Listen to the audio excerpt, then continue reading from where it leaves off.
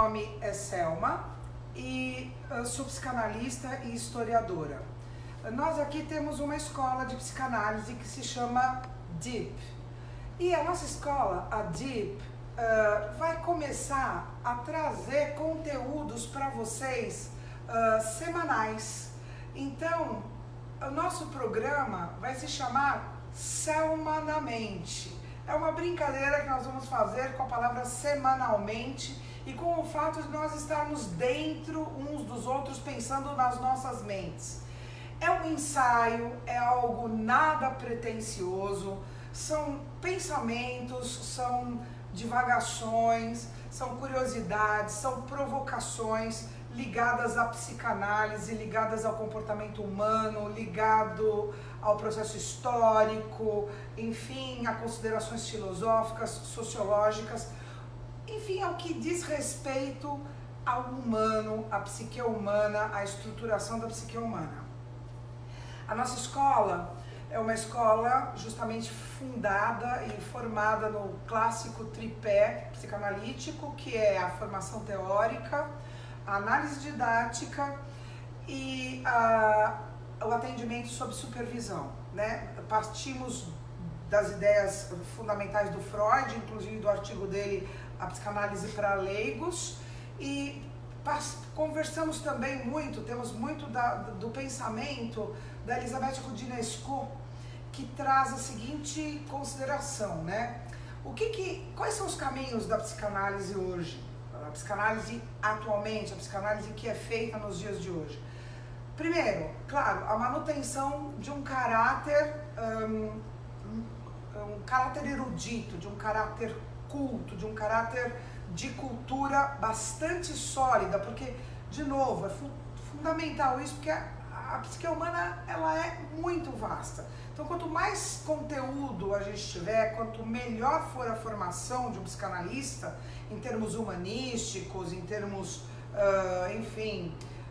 biológicos, enfim, de qualquer maneira. Por isso que Freud defendia uma psicanálise para leigos. Se você tem um diploma universitário, significa que você tem uma curiosidade acadêmica que te leva a querer pensar o humano. E se você pensa o humano, a primeira coisa que você tem que fazer é se pensar. Porque, como dizia o Freud, ninguém avança mais fora de si do que já avançou em si mesmo. Quer dizer, ninguém vai para um consultório cuidar de alguém mais do que já conseguiu avançar em si mesmo no seu próprio trabalho terapêutico. Então, a nossa escola tem esse viés, né, de querer fazer essa formação de cultura erudita. A gente guarda muito essa tradição, nós somos muito rigorosos na confecção dos nossos materiais. Mas, como diz também a Roudinesco, né, a gente entende que a psicanálise está ligada ao consultório. Quer dizer, a razão de ser dela é ir para o consultório numa escola.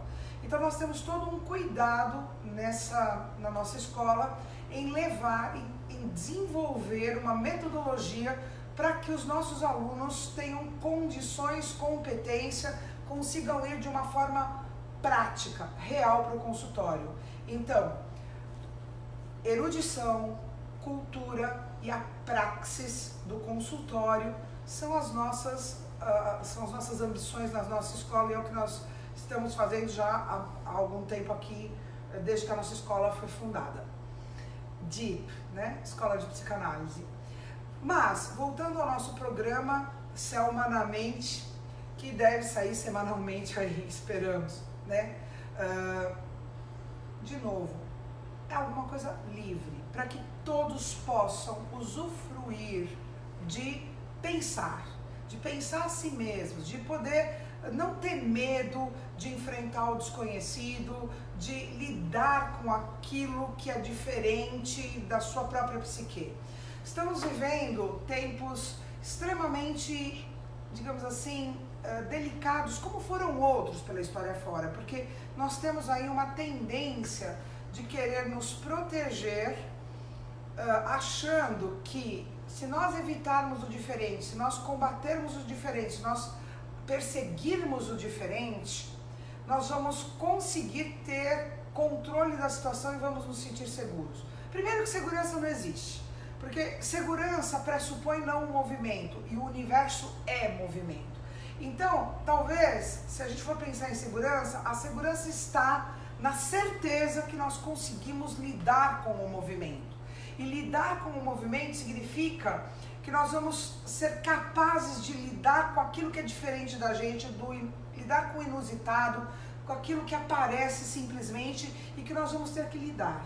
Então, a partir de hoje, eu venho, semanalmente, eu espero, com tópicos bastante importantes da psicanálise, como a formação do ego, a estruturação do aparelho psíquico, o que é a metapsicanálise, a teoria das pulsões, o componente psíquico das pulsões e orgânico das pulsões, o que é recalque, o que é reprimir e recalcar, repressão e recalque, o que é luto, o que é melancolia, o que é uma estrutura, o que é neurose, o que é psicose, o que é perversão.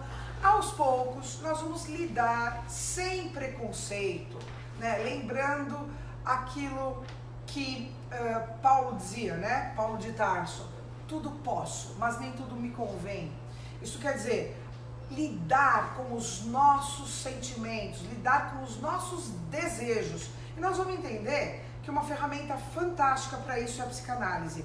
E quando a gente lida com os nossos desejos, a gente começa a perceber que o que se chama de tabu são, na verdade, construções que têm a ver com o preconceito das sociedades, que vai se transformando ao longo da história, que muda conforme uma sociedade e outra sociedade, e a gente vai perceber que a gente dá conta de lidar com o que a gente chama de tabu, com o que a gente considera de tabu.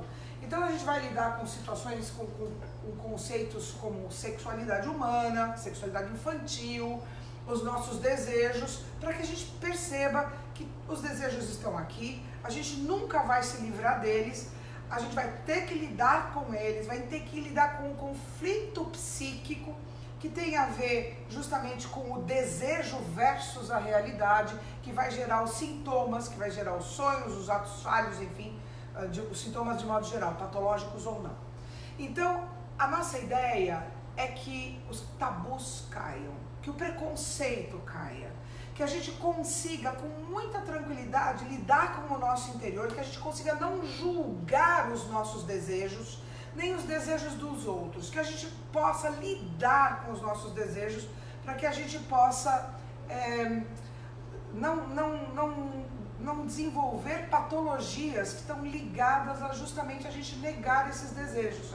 E que a gente possa, com essa série, né, Selma na Mente, lidar também com uma outra situação, que é a intolerância à contrariedade. Né? O que é diferente me ameaça, mas me ameaça porque eu tenho uma fragilidade interna. Então, lidar com essas fragilidades, lidar com...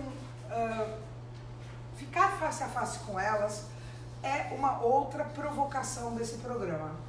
Que a gente possa ajudar nesse sentido, né? No sentido de nós avançarmos de pedaço em pedaço, né? Com a psicanálise, para que a gente possa, aí, com esses conceitos, com esses pensamentos, com essas discussões, e aí a gente aceita as perguntas online e fazemos os programas conforme as perguntas também, né? Esses nossos bate-papos. E isso vai ao ar, olha aqui a minha produção, Thaís e o meu sócio querido Thierry, aqui da DIP, Thierry Giraud, da DIP Escola de Psicanálise, Thaís Alvarenga, nossa produção querida, quarta às 10h30 da manhã, da noite, às 22h30, né? Vai o nosso programa ao ar aí, depois da nossa aula aqui na nossa sede, aqui no Itaim, São Paulo. Mas, como online vai chegar onde tiver que chegar, por todos os lugares, Selma na Mente, andando por aí, ajudando uma discussão que começa em mim, no meu próprio enfrentamento, e eu espero que migre e que ajude os enfrentamentos de todo mundo que queira aí participar dessa discussão. De novo, é algo livre, é algo que não tem a menor pretensão de ter um ranço acadêmico, embora a gente vá tratar de conceitos bastante importantes e arraigados, mas é uma contribuição da nossa escola, da DIP e do nosso trabalho para que a gente consiga dar conta das diferenças, para que a animosidade entre as pessoas por conta de se temer o diferente, que essa animosidade comece a cair por terra, e nós possamos, com uma psique, digamos assim, mais livre de preconceitos, viver melhor. Então, Selma na Mente volta quarta-feira que vem, às 22h30. Vai ser um prazer, uma honra muito grande estar junto com vocês. Agradeço muito a atenção de todos e um grande, grande, grande abraço. E que vocês fiquem com muitas perguntas, porque é das perguntas do diferente que sai o grande crescimento. Uma grande noite para todos.